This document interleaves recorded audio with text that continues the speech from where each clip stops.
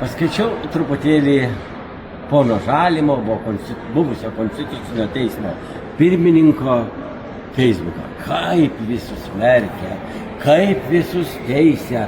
Nu, atrodo, kad jis be nuodėmės ir nekaltai pradėtas. Pono Žalimai, o tu prisimink rinkimų kampaniją, kai tave Laisvės partija iškėlė kandidato į europarlamentarus, nu į prezidentus. Ir kaip tave aprengė.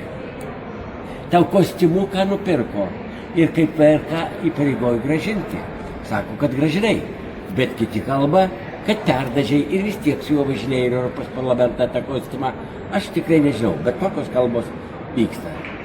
Kitas dalykas, o tavo, dabartinė žmonelė negavo iš partijos 20 000 euriukų.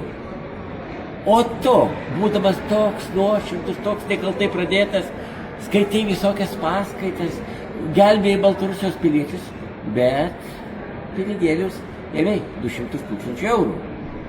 Dabar uždarai tą savo chromelį. Ar tai sąžininga? Žmonės išvaryti Lukašenkos režimo ir tu už ačiū negali paskaityti paskaitos, padėti žmonėms. Ar tau būtinai va šitas? Matyt, labai kvepia jisai. Taigi, ponas Žalimai, žiūrėk daugiau į save. Tau labai blogi teisėjai. Kaip čia dabar išteisino Gražulį? Vat, ponas Žalimai, ir išteisino. Ir tavęs nepaklausė.